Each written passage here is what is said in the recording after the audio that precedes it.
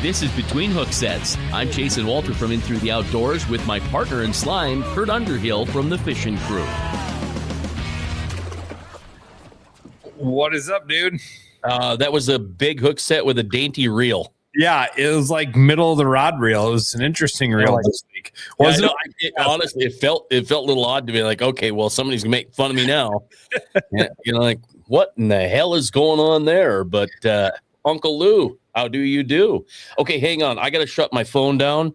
We've got a little cousin, and we've got a whole family chat thing going on here. And by golly, they started this 15-person chat thing, and I'm going to have notifications bopping at me the whole time we're on the show tonight. So nothing worse, buddy. Nothing worse. Nothing worse than notification after notification. So, all right, let's do this. Let's get Kerry in here quick because, he might, I don't know if he'll spend 15, 20 minutes with us, maybe a little bit more. We're going to talk about the Mobridge Ice Fishing Show. Oh, I was going to pop this up first, but that's okay. I was wondering what you wanted to do there. So that's okay. I got a little long into it. Kerry, how you doing? Hey, I'm good. How you guys doing? Wonderful. So let's ask you real quick. Do you have to get back to what you were doing? I have some obligations to get to, but we can visit for a while. You bet. Yeah, let's talk some ice and let's talk some fishing. Yeah, I thought we'd set the stage like, okay, let's shoot for 15 minutes and then we can let you go and go do your deal. So the Mobridge Ice Fishing Tournament is this weekend. The expo started today, correct? Or at least things are getting set up. Expo starts tomorrow. The setup was today. Expo starts tomorrow and then Friday. Okay. All right. So you guys are just busy setting stuff up. I know the parking lot out here at Share How was just absolutely packed with people getting things ready to roll. Yep. A lot of volunteers today, setting up tables, chairs, getting all the prizes in from storage, getting things lined up. And we just got done now out at the Coke plant, putting 575 buckets together with bottles of water and snacks and everything, numbers. Got that done with a bunch of volunteers. So yeah, it's a pretty smooth run operation. Yeah, you got quite a few years into this thing. Is this year number? This is 20, right? I believe it's number 26. I think. Okay. Oh yeah, it would be 26 because you started in 2000 even. It was the 25th, the big one last year. Yeah, right. This is 26 years already. Yeah, 26 of them. Okay, so here's the crazy thing about rules night, right? This is how it starts. And this is how it ends up. Yeah, exactly. It's unbelievable. The people pour in, and I mean, it's been overwhelming, honestly.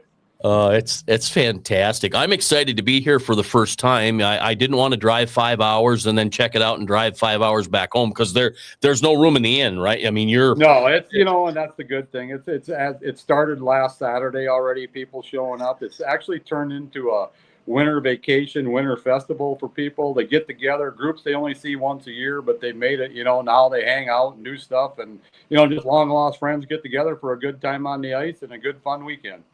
Yeah. So, okay, let's back up just a tad and get into your guide service because this really actually talking about the guide service is really going to help us understand the ice because you've actually been out driving on the ice, not in a vehicle.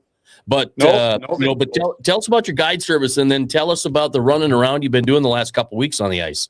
Well, we've been I don't do much ice guiding anymore, but I'm out there every day and I'll help people, tell them what's going on, checking it, and hanging out with them. But the ice, it's the Missouri River, it's ever changing. And then it seems like the years past, and especially this year, our weather is just so unstable, it changes by the hour. So, out here, you have to be really aware of what's going on because it does change by the hour. Ice conditions, as winter kind of started early. Everybody's like, oh man, we got a lot of snow. It's going to be a heck of a winter. We got cold, we got ice. And then all of a sudden it warmed up and the ice went away. And then it came back and now it went away. And just fortunately, we didn't get that rain yesterday to get that more water on top of the ice. There's enough the way it was where there was snow melting and some slush pockets. Last night froze up, seamed up pretty good. I was out this morning. Of course, the water that was on the ice yesterday froze up pretty good unless it was real deep and it's still freezing. The forecast looks good. It's traditionally the old areas that we have trouble with are still going to have trouble with. It doesn't matter if you got 3 feet ice; those spots are going to be dangerous. You got to just stay away from them. You know, between the bridges in town. I would recommend, this is my personal, you can go out as long as you're safe, walk and check, spud ahead of you. Wolf Bay South is going to be a non-event. Wolf Bay, the Blue Blanket would be real touchy, sketchy. You better drill and go as you go. Indian Creek, north to town, there's some spots you need to watch out for, but as a rule of thumb, there's 8 to 9 inches of good ice. I mean, that's the thing. The ice that is there is good ice. It's clear ice. You can see through it. Very good ice. Town north at 8 to 10 inches. Up the Grand, I'm hearing 10 to 13 inches. Up by Pollock, same thing. You know, they're kind of next down, and you got those current swings. So where there's current, there's probably open spots up there, but right next to it, you might have 12 inches. So you kind of got to know where you're going. And if you don't, walk, check as you go. You know, that's kind of the bottom line. You got to be careful. You get up to Pollock, you get up on the east end. Is it Highway 10? That bridge, it's open under the bridge, right at the bridge, but there are, you know, a bunch of people out there with their portables. Oh, yeah, up on Picasso, the lake itself. You're any place where you got water that's running between places like that. And we always go out here. It's called Thin Ice Point. I mean, there's one just south of Timber Bay. The points on Blue Blanket are that way. Little Bear, North Point gets that way. North of town, the Rock Island by Oak Creek gets that way. Up by Pollock, Black Hawk Bay, just south of there, Thin Ice Point. Anywhere where that channel swings. And the thing is, up north, you know, they're not running a lot of water this year. Fortunately, it's a good thing for the ice. Unfortunately, it's not great for fishing because it doesn't activate the fish. Anytime you got current, it makes those fish a little more aggressive and active. But as you get closer where you get that transition up by Pollock, where the lake turns into a river, you do have a little more current up there. So I know some guys the last 2 days have been up there during the day while they're fishing. They had fish houses out. The holes did change during the day, and they moved their houses, and they were fine. But they went from an 8-inch hole to a 12-inch hole by the end of the day, you know, just because the water was with the water on the ice. And they did have some more snow up there, too. So there is more water on the ice, too. So you just have to be really aware of what's going on. And like I say, it changes hourly out here. So don't, just because you went over a spot in the morning, on your way back in the afternoon or evening, that spot could be open. So you really need to be watching what's going on. Yeah, and then that's that river, like you said, is ever changing. Be careful out there. Spud ahead of you. That's the biggest thing. Spud. Oh, absolutely. You know, be prepared. You know, my rigs, like I said, I'm not really guiding for it, but I'm ready for a call if somebody calls and needs something. If I can get there, I'm going to go try to help them. I have a 100-foot rope with a buoy on the end of it. I have throw cushions, have a life jacket, picks, you know, just, you know, anything to help someone get out of the ice, I've got it to do it, you know. And like I said, you could be standing on 12 inches ice and in 10 feet away, it's open water. I mean, that's just how it is. Right. I mean, I moved my fish house this morning just because I knew it was going to happen. The wind blew yesterday, water on the ice, the water around the house cut, but the ice house was actually on good ice yet, but getting to it and around about a 8-foot. Nope. And we lost him. Got a phone call. Yep. Oh, sure. Got a phone call. He'll be back. That's fine. You know, a couple comments here. Four shacks fell through on Ponset today. I mean, I think Ponset's one of those lakes. No matter what, you're from over in that country. It could be a sub-zero winter and people go through on Ponset. So yeah, they're like that, and we're gonna go through that once we get we'll get through Kerry here. We'll talk about the thin ice. I got pictures and all that stuff. So Kerry, thank you for mentioning. Anybody that's going to Mobridge, just use caution. Watch the heaves. Obviously, I was going to ask Kerry what the heaves are looking like, you know, because that's always a bad spot. So be careful around those. Be careful around them points, like Kerry said. So take your time with it. Looks like I'm getting notifications too. People call them on nice conditions. Yeah. And that throws you off right there. All right, we got you. So I was going to ask you, how are the heaves looking? You know, in all honesty, it's probably the least amount of heaves we have that I've seen in a few years. And they're running, I guess you would call it perpendicular, the mouth of the bays, but they're not going across the lake like they normally do. So, you know, at the mouth, you got cracks and seams. There's another notification. We'll get rid of that one. So it's, you know, But the same old thing, man, with our ice conditions this year and the water on the ice and the wind, man, stay away from the heaves. I wouldn't even think about crossing a heave right now. No, not even. There's just, it's close. Just not enough ice. When you got a foot of ice on both sides, you can kind of limp and make a way across them. But when you only got 6-8 inches of ice, you put that weight on, that edge next to it, the whole chunk can break away. Oh, yeah. Way too easy. And there's some bigger cracks out there that are obviously they're freezing now because we started last night. We're making ice. I don't think we got above freezing today, so we've been making ice all day. Oh yeah, right? It's helping, but the thing is that is the scary part because it looks like it froze over, but it's only an inch or two thick in those spots. So that's why you don't. There's just like Kurt said, spud bar ahead. That's the bottom line. Yeah. Just be careful, and there ain't no fish worth it, right? Absolutely not. And in this tournament, you got the hardcore fishermen that want to go fish and chase fish and catch fish. Of course, everybody wants to catch fish, but the majority of the guys, like I said, they're here for a good time. They're here to hang out, win a bunch of prizes, just have a good, safe time, and that's what we're hoping everybody does. So 26 years into this, do you have what is your dollar amount for prizes this year? Do you know? I think we're pressing. I think we're pressing that $275,000 to $280,000. Oh wow! Yeah, that's amazing. It's unbelievable. I mean, and like I said, with the support of everybody, and it's incredible what it's grown into. From like when it first started, and we gave a Jiffy ice auger, I believe. That was the big prize of the tournament. Story I've always heard is the first one was for a Mr. Buddy heater. Yeah, exactly. It was incredible. And I don't know if you guys heard how it all started. There was like 3 people on our tourism committee at that time, the original tournament, and it was my wife Dawn. It was Jeff Jackson and Barry Bibler at the time, the first original one. And they were sitting around thinking, God, what could we do? And I said, hey, let's have an ice tournament. Nobody's fishing out here. We were running New Everett's at the time. And I said, I come from the east and we're ice fishing crazy back there. There was a few locals that did it, but not many people. And they were intimidated by the ice. And I said, throw an ice tournament and see what happens. And away from there, she went, Boom. Now we're 26 years later talking about almost $300,000. Yeah, incredible. And the other thing is we wanted to keep it as a walleye ice tournament, 2-man team, where you weigh it just like a summer tournament in a boat, but it's just a 2-man team, not a derby where you drill holes, you draw your places and all that stuff. Still an actual ice tournament, Yeah. So for the guys that are like I said, the guys that are the fishermen that want to get out and get after it, they have. I mean, more power to them and good for them. It's what 500 and how many teams this year? Do you know? 546, 576. We did tonight, Kurt. Okay. Yep, 576 teams. So yeah, that's a lot of bodies. Yeah. And it's like I said, without our community and the volunteers that we have, we're so fortunate that we got that core group that always gets it done, gets the organization, but we have so many volunteers that well over 100 people through the weekend helping us do stuff. So I mean, the people behind the scenes are incredible, and they're the ones that don't get the stuff. So if we can give them a shout out, they're the ones that really help get her done.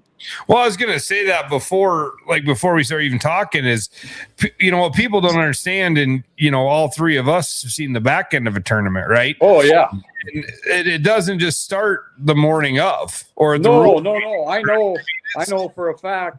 Well, there'll be a meeting in a week or 2 after when everybody catches their breath. And then I know the prizes and the big sponsorship stuff. I know my son Jesse's working on it by the end of the month already for next year. Yeah, you're working before it's already started for the next stuff, right? I mean, it never quits. It's a year round. It ain't one weekend. It ain't 1 week. It's a year round project to make. Oh yeah. And then to make sure, and then and there's always a monkey wrench that gets thrown into it here and there where somebody can't get it, or how it is. You guys have been there. It's a hard deal, right? Yeah. I mean, you're selling yourself all the time. This is pretty much sold itself. And like our original sponsors, I mean, they're stuck with us through thick and thin, and they are so good, So it's incredible. So and then talk about rules meeting night and then tournament day. I mean, you're herding cats. Oh yeah, Yep. And everybody's got their job and assignment, and it goes, just as smooth. And I'm glad you're going to be around to see it. And Yeah. I mean, it's for as big as the event of it is, it comes off. And it's the same thing. It's behind the scene. There might be a glitch, but we don't ever let the people out front know that something's happened. Yeah, the world's burning down behind the scenes. As long as the world doesn't know, it's good. The wheels are turning. We're going forward. I mean, so you guys, like I said, you've kind of got it down to a pattern. I mean, I've been there quite a few times, helped with it a few times, been in it a couple times, and it's seamless. You will get there. I mean, it's crazy. The doors at Sure-How are locked until 5 o'clock or whatever time it is. And there's people wrapped around the block. It doesn't matter how cold it is. Oh yeah, nope. They're waiting in line. Them doors open. They're coming in, and it just they pick up what they need to do and go get their chairs and wait. And it's pretty doggone good. And I think even on rules meeting night, and we'll give away half the prizes then in the fish houses on that night, and then the rest of them on the second night. It's no later than 10 o'clock, and we got them out the door. Yeah. Wow. Yeah, that's not to mention raffle tables and everything else you guys do. And then the girls are out selling raffle tickets, and by the time we get one done, they're selling the next round. And I mean, it goes through pretty good. I mean, and we've learned over the years what works and what doesn't. And it just like I said, it's pretty well-oiled machine right now. Yeah, and this band's fishing for quite a few years. Eric Brandwright, how are you, buddy? So, hey Eric, how's it going? I'm sure he's already there, or he'll be there in the morning one of the two. But I mean, it's kind of crazy. We've interviewed the guests. Now, let's get into the fishing a little bit. I've heard it's pretty tough because there's a lot of bait. Oh my God, Kurt. It's just, and it's great for the system. I get it. But for this earlier ice deal, with it being kind of a late fall and warming up, I mean, I moved my fish out this morning, and I just moved it to get it to a decent spot of ice. And I drilled the holes out and looked down. Oh, yeah, I could have stuck my arm down and grabbed the shad that were swimming under the ice yet. They should be dead and gone by now, but they're not. It is what it is, and that's the way it is, Okay, so you brought up the shad because there's been quite a bit of talk around town about the dead shad coming through when you're drilling holes and you're popping through, but you're seeing quite a bit of live bait. Well, and normally, just by watching the water temps on the live scope, that where you got the pole, down below the ice, normally the water temps is like right at freezing, and we should be making ice. Well, water temps like at 35 degrees right below the ice. So that's just telling you something right there. It's not cold. In the middle of the winter, it's usually 32.1, right at freezing as far as down. So, and then, and there's in the bite. Yeah. I would say, I'm going to be totally honest with it. It's brutal in the Mobridge area right now, just because of the bait situation. We had this happen before. The late Denny Palmer and me and him were good friends, and we had this happen, and we kind of figured out a little deal one year when this did happen. We had the big smell. The shad die off. You'd put a weight down the bottom, and the bottom would just poof, and they would float up, just dead, full of them. Wow. But it was a little earlier in the year. So, by the tournament time and by the end of January, the fish were kind of starting to go. Well, we still got live. I don't know if they will die off. I don't know if the water's going to get cold enough to where they'll all die off. I don't know. With that being said, the further north you go, the water gets colder. You got a little bit of current up in the Pollock area. Definitely not near the shad up there is what there are here right now. So there is a little bit of a bite up there, and that's just the way it is. That's the bottom line. So I think from what I heard, the smaller fish and the perch are popping, but the bigger fish just want nothing to do with anything. Like you said, I've been at about just about 2 weeks now that I got on and went over, and everybody knows that I go across and where I fish, and I just it's close to home, and I just do it there, and it is what it is. It's more just to get out there. You can catch some catfish. Catfish are great eating. I had some of my guys that are here at the lodge, some of them today. Some went north, and some we just want to go get some catfish to eat. I said, well, go by all my fish houses. They ended up with a bucket of catfish. And they had a ball. Please, so that's the main thing. I've caught 8 walleyes in 2 weeks. 1 4-pounder, really nice fish.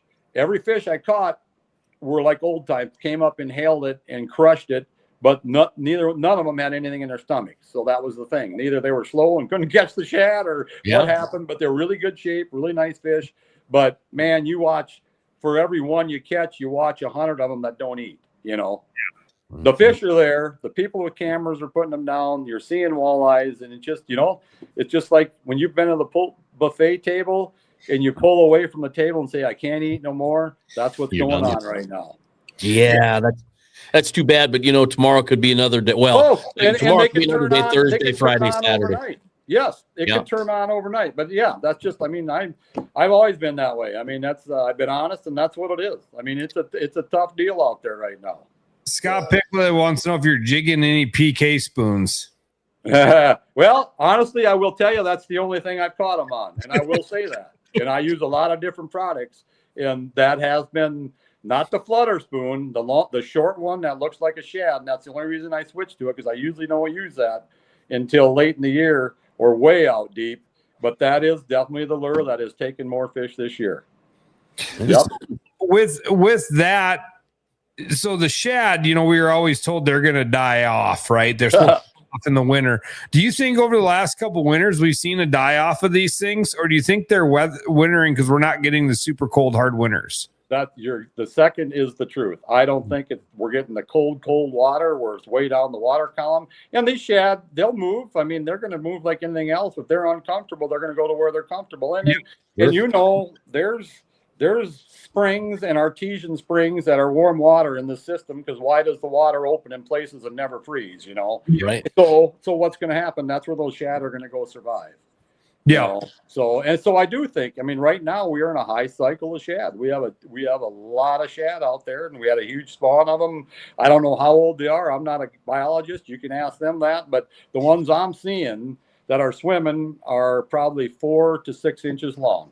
So wow. You know, and then of course, then we got the lake herring too. And if you're bored out there, you can catch all the lake herring you want. They'll follow you. I mean, I could show you guys a video that I took last week standing in my fish house. And I said it looked like Jurassic Jaws down there. I had like 5, 6 of them swirling under my house, you know, that I took a video of with not me even putting the camera down to the water. Oh, I mean, sure. right under the ice.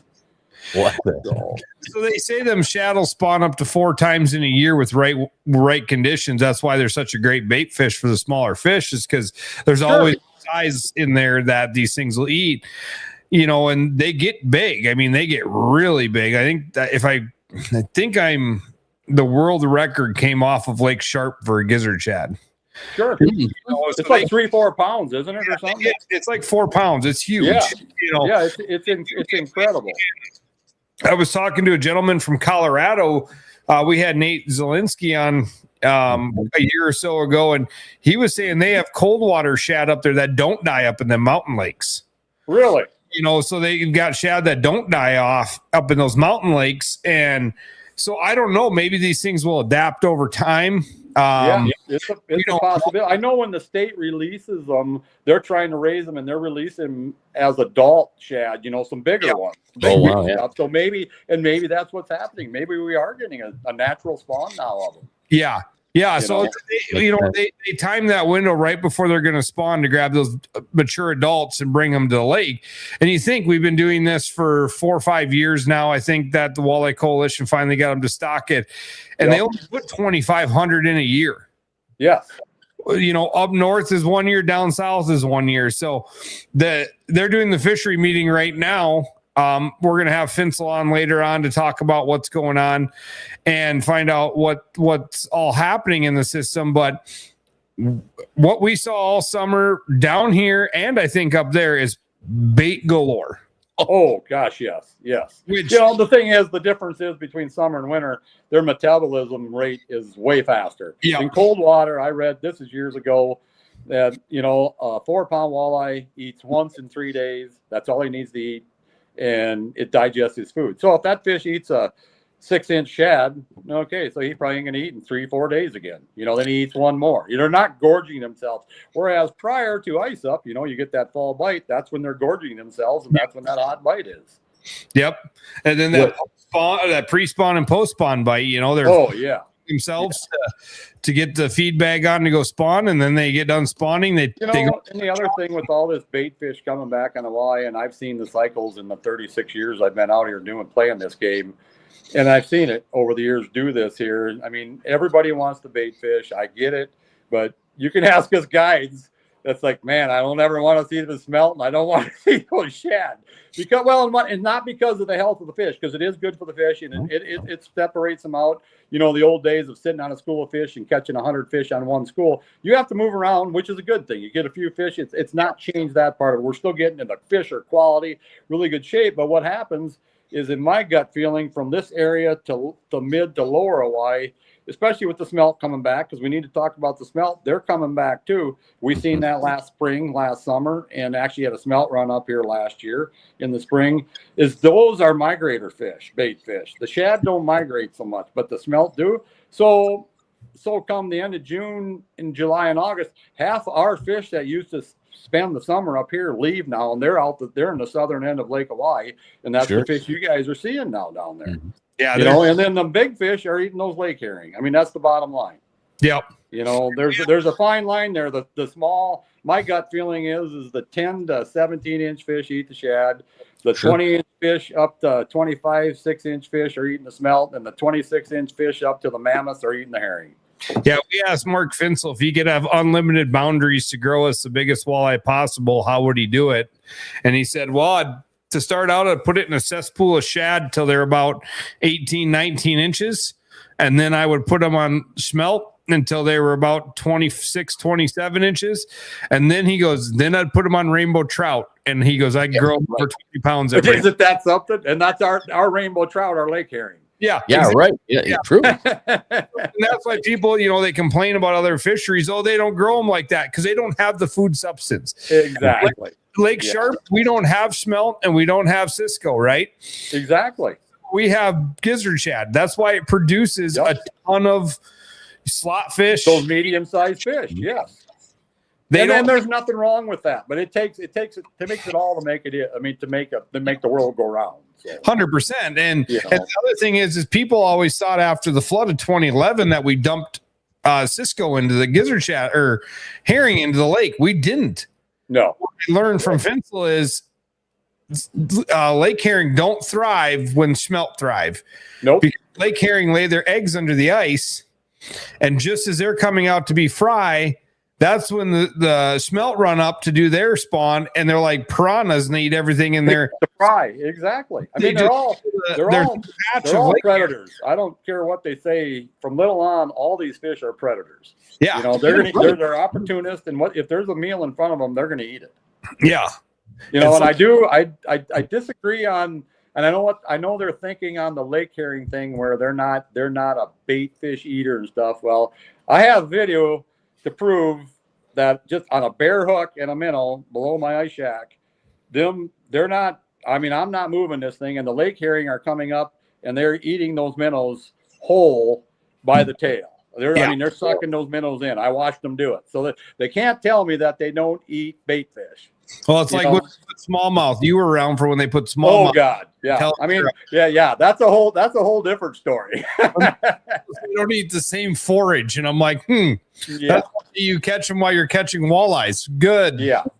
No, they're eating. They're all predators. They all eat. I mean, and if you can keep that balance with all of it, we're all in good shape. Sometimes it gets a little out of whack, but you know, Mother Nature has a way of righting itself. Sheldon, I don't know if you'll be driving a snow bear around this weekend. Not this weekend. Oh, he will be, because he's going to be up on Lake Winnipeg in a tournament. Oh, he's not even. Oh, he's coming down here. On your smallies, buddy. I hope you're talking about Sheldon Meitinger. Yeah. No, he's up on Lake. He's going to be on Winnipeg, but there's guys coming down here, but no, he'll be on Winnipeg. Gotcha. He's going to Winnipeg for the. Oh, they do that circuit up there, which is awesome. That's right. But from what I understand, you don't have if you're not in a track rig up there, you're not getting around this year. No, heard that already. Yeah, it's brutal up there. Yeah, but no, you know, we're looking for a good tournament. Just the same old thing. Everybody's got to be safe. You know, we just got to. It comes down to common sense, fellas. That's the bottom line. 100%. Yeah. No, I agree. Okay, so let's do this. Let's make it official. Can you make it official tonight? Because everybody's asking, are they going to cancel the tournament? Are they going to fish? Absolutely not. The tournament will go on. Okay, so there you go. Give us the official word. Yes, the tournament is on. We are fishing. Yep. You know, we've canceled it one time since we had it, and that's the whole lake opened up. you know, just like I said, we could have 30 inches ice and people are going to drive into a heave if they're not smart about it and not checking the ice. So that part of it, you know, like I said, all the old spots that are always dangerous are going to be dangerous or have open water. And there are a few new spots where you probably thought, you know, I'm fortunate. I live here. I watch it freeze over. I make a point to go, even I'm busy guiding pheasant hunting, but when it starts to freeze, I make a point every day to take a drive and watch where it's freezing, how it freezes, and when it opens back up. I know people think I'm crazy going, and I go to Timber Bay. Everybody knows it. I did it forever. That's just kind of like home to me. That's where I go across to, and they think I'm nuts going over there. I watched it freeze this year. It froze the first night. It froze over there, never reopened. It reopened down at LeCompte, the next bay south of it, and it reopened from Redvine Bay over to Deadman's. Never did reopen where I crossed the ice. You know, so I mean, I am fortunate to watch where it freezes and where it doesn't when it starts to open. I have good friends that watch down at the Walsh Bay, goes there and checks it religiously, gives me a report on it. I have a video of some guys with a Willcraft, which would be a great sales video. 2 days ago, went out of Walsh Bay, went in a crack, came in the water, came out of the water, unbelievable. But I would not go down. I would strongly suggest not crossing the river down there unless you really know what's going on. Yeah. You know, so, you know, that's kind of the bottom line. Safety is number one in our eyes. You can't teach common sense. You just got to use it. Yeah. And at the end of the day, like, what is it to actually win the tournament? Like, how much? It's like, is it $500? I was gonna say, right. $5 to win the tournament. So yeah, that's not. Yeah, there's no. I don't care. I don't care if it was $1 million. No fish worth dying. No. But it's the idea of it. It's just come, have a good time, be safe, use your heads, be respectful of other people.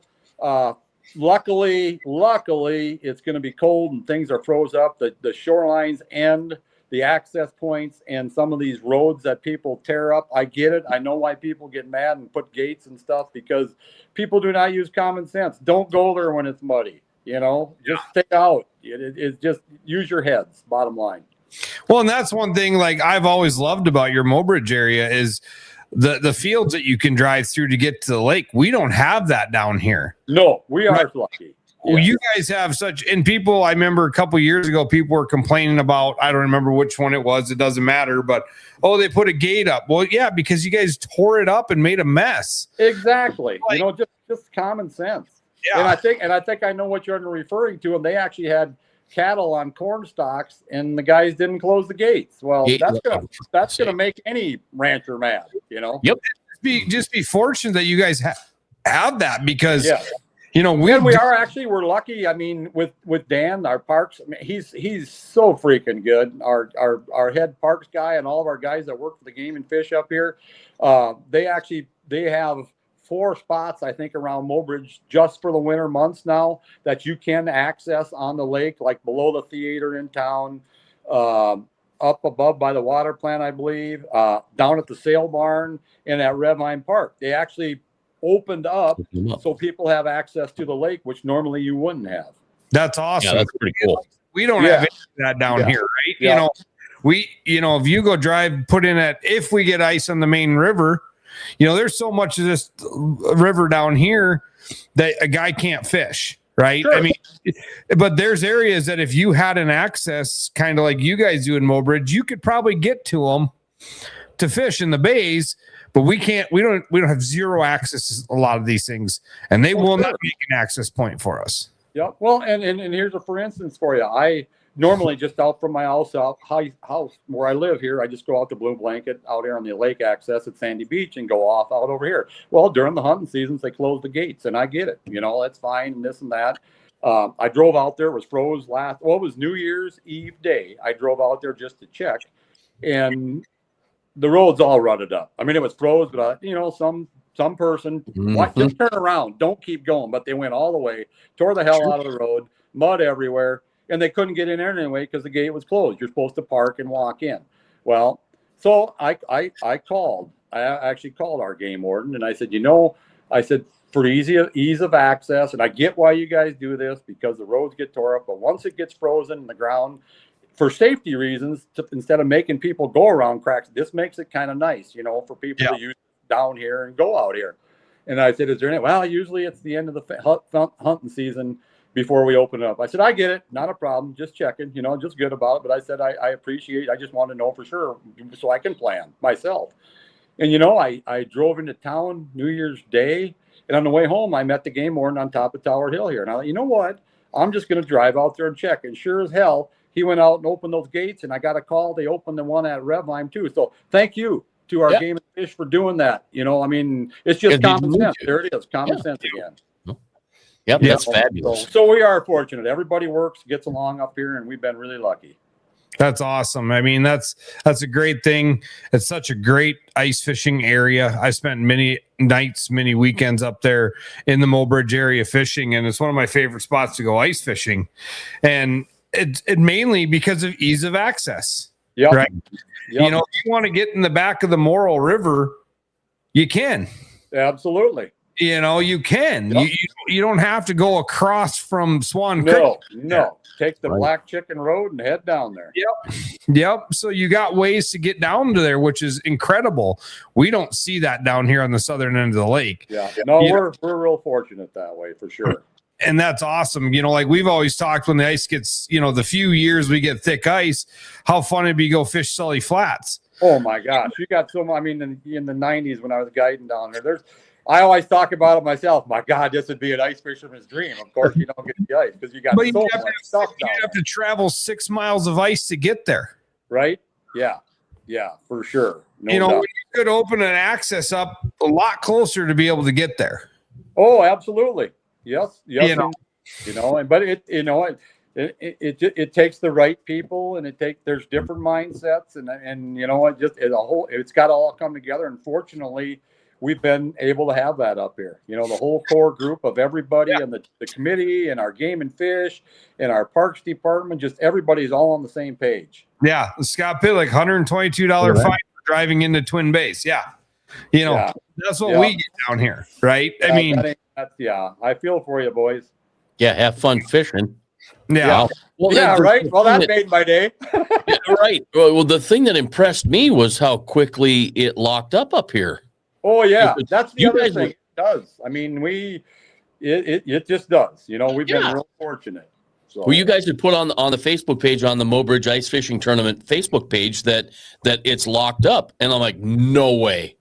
So I went out there. I'm like, what the hell? This thing is locked up from here to here. You gotta be kidding me. Yep. Yeah, when it happens, it goes fast. That's the thing. When it hits that right temp, it'll overnight, boom, it's there. I think last year you guys were in a worse position going into like the 2 weeks prior to the tournament, and you guys had great ice for the tournament because it just hit. Oh yeah, it hit and it made ice every night. Then we were in better condition because this year we had early ice, and then we got this warm weather and opened back up, and then a little snow on the ice, got the water on top, and then of course as well in our forecast, the next 2 days the wind's just been out of this world. Yeah, I think when I talked to Kemnitz, I signed to Kemnitz last year. He's like, "Yeah, we were really nervous. We're glad we moved the tournament back a week because normally it was a week sooner." Yep. And he goes, we'd have been really scratching our head, and it just ice came on like no tomorrow. Yeah, it went from 2 inches to 14 inches in a matter of 4 days. Yeah, it was incredible. Zero weather. Yeah. But that it was at that magic temp, and when it happened, it just made ice. For sure. Well, at least it's going to be cold. It's supposed to be basically be in the 20s now through the end of the weekend. Forecast is great. Like I said, everybody just be cautious out there, and it'll come off, and we'll all have fun, and hope everybody has fun and catch a few fish and just have a good time. No doubt. Well, Kerry, you did it for 40 minutes. We better let you go do your deal. We appreciate you. That's all right. Got me out of a little trouble, maybe. Yeah, got you out of a little work. Appreciate it. Well, we'll see you Friday night then at the rules meeting. All right, fellas. Thanks for having me on. Thanks, Kerry. Good luck to all right. And thank you to everyone. Yeah, thank you. All right, let's pop that one up there. So Kerry Konold joining us here tonight. That was pretty cool because he did that last minute and took time away from everybody to come and have a chat. And I think there were a lot of people that wanted to know, is this tournament happening? What's going on? Like I was telling my mom, doesn't matter whether they fish or not. The party's still in Mobridge. Things are happening. Yeah, and this will be your first year up there for it. I won't be there this year, but I spent a bunch of time up there over the years, and like I said, fortunate enough to get in it a few times, have helped with it kind of all over the board. And it's such a great ran event that Mobridge Tourism Chamber or Mobridge Outdoors Committee does such a great job with that event, and they really know what they're doing. And yeah, it's really fun to watch. Yeah, I'm excited. You know, I wish I was up there, but it is hectic to find a room. Cool. And, you know, and actually I'm going to go to the hills with my family this weekend. So, but yeah, we had a comment earlier about Ponset. Oh yeah, I'll go ahead, pop that up again from Jerry. We had 4 shacks fall through on Ponset today. Yeah. So you said you've got some pictures you wanted to load in and show some of that stuff. It is super thin ice over. It's not good. I mean, it's been 50 plus degrees here in Pierre. Yeah, it's especially further south. But okay, this is Sleepy Eye in Minnesota, and this was posted by, I think, KEYC, the TV station. This one is the Lake Ponset. This was on Hard Water Freaks. I could have popped some other ones up, but I'm like, I think we've got enough here. I think that one was on Lake Ponset as well. Hold on. This one is Big Stone. So now I think Artie had posted on their Facebook page, Artie's Bait and Tackle, that there's kind of an ice warning or something of that nature. I think my mom even sent it to me. Let's see if I can find it here real quick. Ice safety advisory for Big Stone Lake. Oh, and that comes from Big Stone County Sheriff. So that comes right from the sheriff's department. So, it's kind of crazy. Josh Loeb's got in, had a video as well. And this is up. I bit my tongue now for like the 5th time today. And I don't, maybe I'm talking too fast. I don't know, but Josh was talking about the water up in the Pollock area that, that's all over the ice. And so you saw did you see the videos on Facebook with all the water swirling down? And I haven't seen dumping through the ice. There's a lot of that. Let's see, what else do I have here? I've got, this one is just because, okay, speaking of stupid people, right? Come on, people. No, Charlie Kepp, I think, Koepp. He put it on his Facebook page or on Hard Water or Ice Fishing South Dakota, one of those. I'm like, okay, you don't get to just leave your garbage somewhere because Game Fish and Parks isn't there to pick up after your freaking party. You pick up after yourself. Be a grown up and do the deal. This was bitter. Oh, that's right. This was bitter. Yeah, thanks, Tom. Yeah. Yeah, I'm like, seriously, people. Are you that damn dumb? I mean, you think about that. Yes, that's the answer. Yes. Yeah, right. Yeah, exactly. We had, Eelpow Fest in Walker, Minnesota went for how many years and they canceled it because of garbage. Right. Because of garbage. I've always been taught, and I always teach every kid I go with, that if we bring it in, we take it out.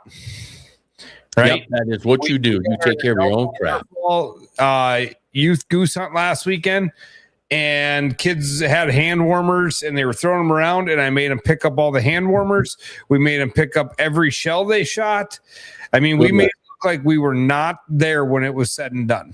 Yeah, good lesson, right? I mean, good lesson. Throw it in the back of my pickup, I told them. I don't care. As long as it's not in this field, we will clean it up when we get home. Yeah, why are people so damn lazy? That's it. We got to get out and party. Well, I'll tell you what, they'll work their keister off partying, right? They'll work hard to go out and party and fish, but we're not gonna pick up after ourselves. We should have Eric Brandright on talking about Eelpow Fest. We had one fun weekend at Eelpow Fest, Brandright. You'll never be the same. Oh no, he didn't have too much fun there, did he? He had a lot of fun, and there's a lot of stories.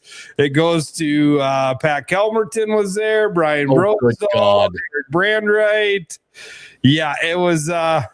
Well, I always wanted to go. It wasn't about the eel pout and fishing. It was about the girls. It was about the party. Yeah. Uh-huh. Party. Yeah.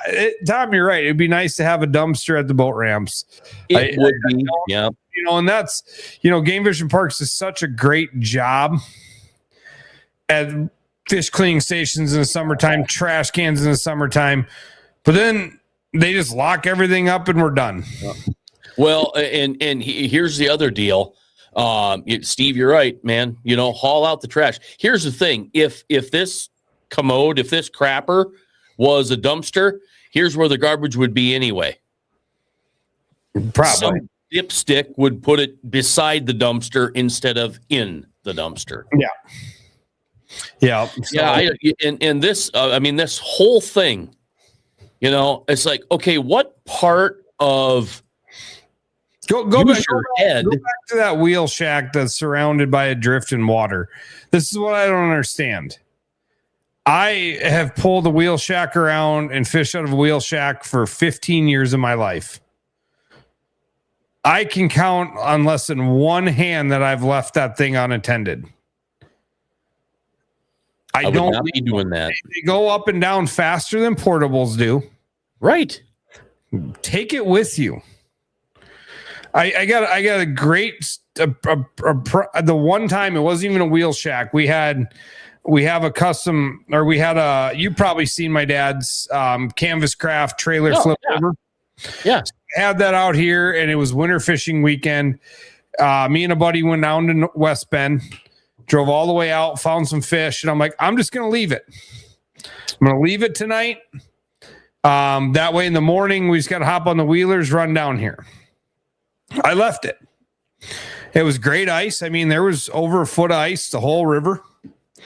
We're going down that morning. We just got fresh snow.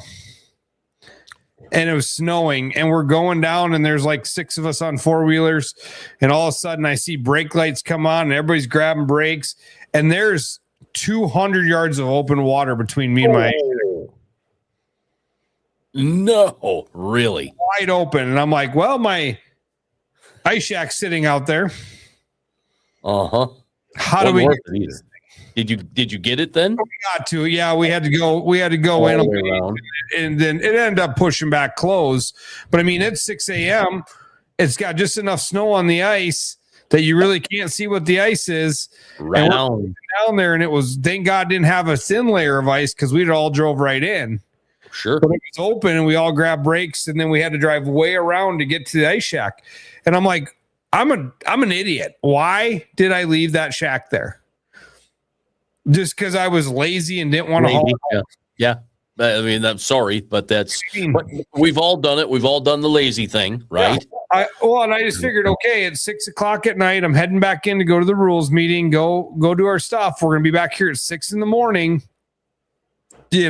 And I've left that shack a time or two, but I've never left my big wheel shack anywhere. Right.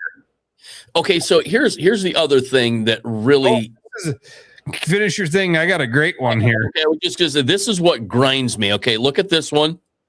This didn't get left overnight. This didn't get left overnight. This didn't get left overnight. They had to have been there for weeks, and we've had super nice weather. Well, that's the other thing. Like, I get northern Minnesota where they go put them out, right? Yeah, I get that. I get if you live on Ponset and you put your shack out, or you live close. Kind of understand some of that, because we've left shacks out, right? When I was a kid, before we had wheel shacks that went up and down. But if the weather got nice, we were getting to it. And once you get to like that one that's surrounded in water, when that freezes back in, if it doesn't fall through and freezes back in, you have just as much of a mess. Oh, yeah. You're going to want to read this one. Okay. Hello. Almost hit a homemade wheelhouse last spring in the boat. Ice came off quick and was floating in the water and only had about an inch exposed on the surface. You got to be kidding me.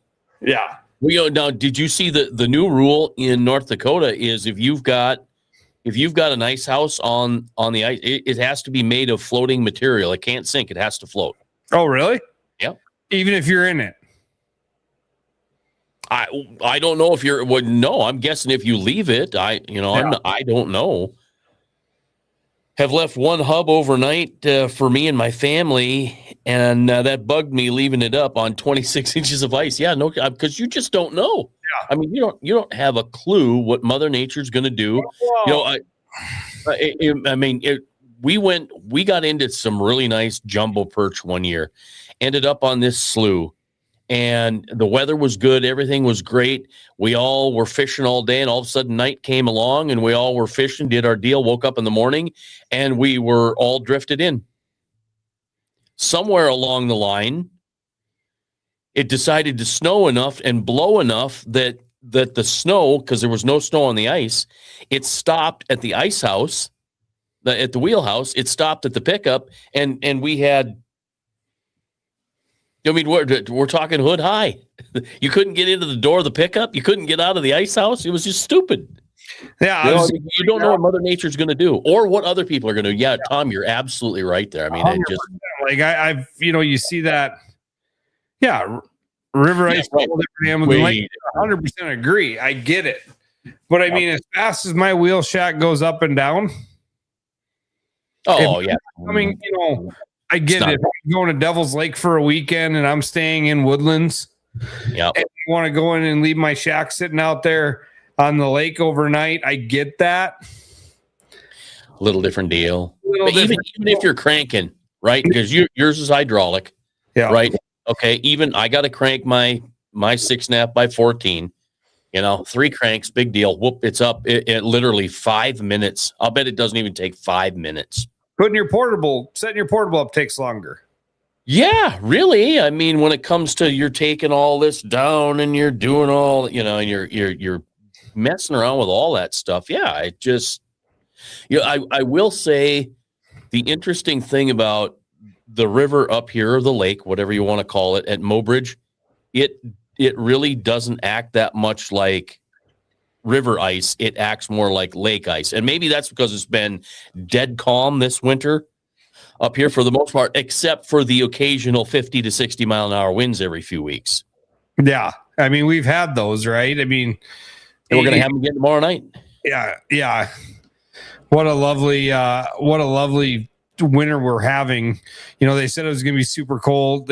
Farmer's Almanac one, unless late January, early February, February March gets into something horrible, Yeah, it's going to be so short that it just won't matter, right? I mean, we could, the last time we had a bad winter, 2018 into 19, where we had, 18-inch blizzard or something of that nature, or you guys had that up here or out here. So it's been a while. Last year, like you said, we had the warm up. I don't know that it got to 50 degrees, but it was in the 40s, and it was gorgeous. So here we are. I'm thinking this is the new normal winter, and if that's the case, fantastic. I'm all about it. Hey, before I forget, I'm gonna pop this up too. Brian Brosdahl, next Wednesday night at 7:00. He's going to be inducted into the Hall of Fame. So we're going to have a fun conversation with Bro, and maybe Heather will pop on too. I certainly hope she does. They lied about the weather. No surprise. Yeah, right. Yeah. Isn't that the truth? We're supposed to get all this snow and be cold and all this crappy crap. And 68 in Montana. See, that doesn't surprise me. So, Cade, when Mom was telling me about stories when we lived in Columbus, which is west of Billings on 94, she said it snowed on Christmas Day and wrecked everything, and got up the next morning and the snow was all gone. Yeah, that's mountain living for you. Yeah, right. So, bring me, and that was my deal. I didn't even want to come to Mobridge. I wanted to go back out to Montana. And I was going to go somewhere between Columbus and Billings, because I had some guys say, don't go to Bozeman. I'm like, I don't have money to go to Bozeman. I'm not going to Bozeman, but I want to go back to Montana. You just didn't want to take you to the train station if you went to Bozeman. Yeah. And I'm like, nope, I'm not going. And I wonder if Wayne Wilcox even told me this thing. He's like, dude, don't come out here. It's taxes. It's too expensive. It's, this a play state now. It's not like it was when you were a kid and you think you remember what it was like. He goes, you're better off staying in South Dakota. And I had quite a few people tell me that. Stay in South Dakota. Why would you leave? Don't even go to North Dakota. South Dakota doesn't have a state income tax. And if you're not going to own property anymore. Yeah. So whatever. But you're over my train station comment pretty quick there, bud. I miss Yellowstone. I'm so pissed that it's over. Landman, what a great substitute. But now Tommy Norris got fired. But there's, you know what? If you haven't watched it yet, that's on you. I have. You know, and so here's the deal. There's so much legal stuff going on that Cammy can't fire Tommy. Tommy has more power than Cammy does. So it's, you know, it's going to be super interesting to see what actually comes of the whole deal. Yeah. I wonder I wonder if Kerry wants to pop back in and say something. Let's ask him. Did you want to pop back in and say something? No, did I hit the button? No. You were still there. So maybe all you're doing is sitting there listening. So I thought, well, we'll pop in. I am. Okay. You guys are having a good conversation. I'm kind of chuckling. Oh, all right. Well, hey, thanks for joining us tonight. We appreciate it, and we'll catch you in the next day or two. All right, you guys have a good one. Thank you. All right, see ya. Yeah, no, I mean, and that's just it. Like I tell everybody, you know, we live in God's country, and people say, "Oh, well, I'm from God's country," and I'm like, you know, I see people from all over the country come here, right, to fish, to hunt, right, stuff like that, and I'm like, you guys don't understand what we got. You know, you know, it's just we have a special place. Were you gonna sneeze? No, and it's just cheap living. Okay. I was in the middle of saying something and I was reading a comment at the same time.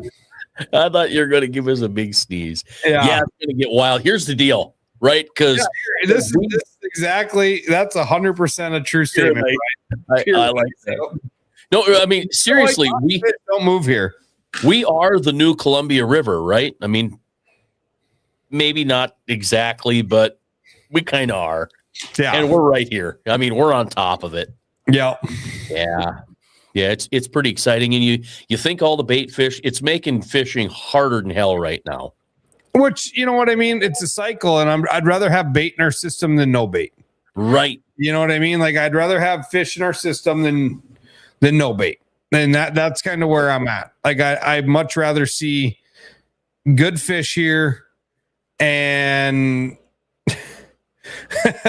You know, boy, we got another comment from Cade. Yellowstone ruined the south half of the state. However, just move to the ugly parts of Montana and you'll be at home. It's just the trout parts of the state that are ruined. The walleye part's still good. So that would be northern Montana, and you're talking the crappy part of Montana is the east half, right? Basically, over there. I honestly, I'm, you know, I've been bummed out. Kerry and I talked, and I'm like, I haven't even cared to go fishing because everybody I talk to says they can't catch fish. And he said, well, you would just be pissed off anyway. You know, I'm like, yeah, why would I even, I'm not even going to try until we have the ability, you know, to safely go out. And then I still don't know what's going to happen. I'm honestly waiting for that pre-spawn bite. I'm gonna bring my little 16.5-foot angler up here, and because this fish is way different than whitlock. The whole wind thing, it's all different. I'm like, the hell with it. I'm fishing a small boat up here. I don't need anything more, and I can fish every day. Yep. So I'm excited to give it a try, to learn the area, to learn this stuff up here, because it's different. It's pretty special. You know, there are trees up here. I don't know. It's going to be fun to learn it. 100%. You know, and I truly think, and his name's on the tip of my tongue. I just said it in my head. And Jim Randash. Oh, Jimmy. Yeah, it left me for a while. You know, now who predicted that the jigging Rat bite was going to slow down or disappear on the trees? Yep. Randash, he did it right here on this show. Mm-hmm. By the way, most awarded walleye fishing podcast, more participation awards printed on our printer here at the radio station. And we have more repurposed wrestling medals than any other podcast. Did you see Past the Barb? I think they were celebrating their 100th podcast, but they get good guys like Mercer and stuff like that, and like you guys too. We don't need no stinking Mercer. We got whoever comes along, and no, it's fun. Honestly, I was kind of starting to get to the point where I'm like, oh, another Wednesday, and then Wednesday night comes and it's fun to sit down and this is what makes it fun. Tom Seberg next couple of years are going to make that body of water blow up. Isn't that the truth? Especially if the water comes up, if we get another 5-6 feet of water. Right now it's at 1601 and 2 inches. I want to go back down. I'm probably going to get hit for that. I want to go back down for a couple of years to keep that vegetation growing. Really? Because I was going to say to this point now. What? Okay. Wait a minute. I'm going to agree with you because the water's been down so far now. The saplings are now becoming freaking trees. Yeah, we got 1 or 2 more years of low water where those trees could build themselves to sustainable trees. To become trees rather than saplings that just disappear and then your cover goes away within a season. You have 4, 5, 6 good years of those trees. Yeah, that makes saplings, you're going to have a year. Let's get those trees so they're decent size, and then that vegetation, and then get that water up in them. Right now, if we go up a couple feet, we're going to see a great hatch. There's been so much vegetation growing on the shore. We're going to have a great hatch. Our system is, knock on wood, outside Mother Nature flooding us again. We're in a trajectory that we're going to see some amazing things over the next 5 to 10 years on this body of water. I do believe so, because I think we've got the fish number. Low water's a good thing. It just can't be, and we're not, people don't understand is, that water, people think we're low right now. We're not low. Yeah, no. I think Tom's right. It's time to start holding a catfish tournament. Yeah, I think we need to do a catfish, cat masters or something, because we got a lot of them in the system. I can't wait to watch the fishery stuff and then get Finsel on here. I haven't missed one in 3 or 4 years, but I also haven't missed a podcast yet. So, So I was debating on trying to go there and do that and everything. And this is we come here for our viewers. So, the Cat Classic, Tom's in. Yeah, no doubt. Well, and here's the thing about catfish, right? And I don't know if I can do this right or not. I guess I got to be here, and then you got your jig and wrap and you're doing this and it's doing this and you got this fish and all of a sudden, boom, and it's a catfish. A catfish just came up 20 feet, screaming over another 20 feet and hit that jig and wrap like it's the biggest walleye in the world. And it's a freaking catfish. I thought they were just down here on the bottom. We learned a lot about catfish with live sonar. Holy crap. Yep. Now Lowrance has the new 2X that's coming out. They've got the 360 view there where nothing's spinning, and that's going to be another interesting thing. I got to see it in person down in Arkansas. It's very interesting. You did get to see it. So what do you think? A lot closer to Garmin than they've ever been. A lot better clarity than the Active Target 2. I don't quite. There's a couple things I like about it, and a couple things I don't. I don't think it's a big game changer. It's cool. It sounds cool. But you don't have to move your transducer. So you just put it in down mode and then you click on your screen down or forward. So very cool like that. The mount is incredible. Honestly, I hate to say it. The mount is one of the coolest things I've ever seen for a live scope thing. And, so, but to me, like, it's very cool that you can shoot forward and backwards.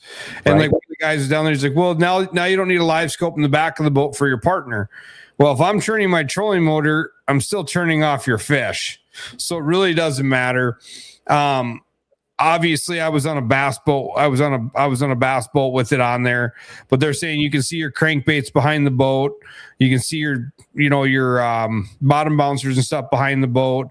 Very cool to be able to do that. The one cool thing is the cone angle went from a 20 degree to a 21.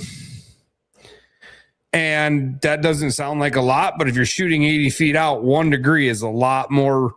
20 degree goes out like this, 21 goes out like this. So as you get further out, you're getting more of a cone angle. Pretty cool there. The perspective, or they call, I guess, let me get this right. Lowrance calls it scout mode, where you turn it sideways. Oh, yeah. And Lowrance, I think so, because this new thing is called Scout 360 or Scout Live. Now Scout mode has two clicks on there. You can click. One is 15 foot of water and less, and one is up to 35 foot of water. Okay. And so to do 360, you need 2 of them, one pointing forward, one pointing backwards. But on the update, you can stitch your screen together. Yeah, and you don't have it. That's the thing. You don't have any of that stitching stuff.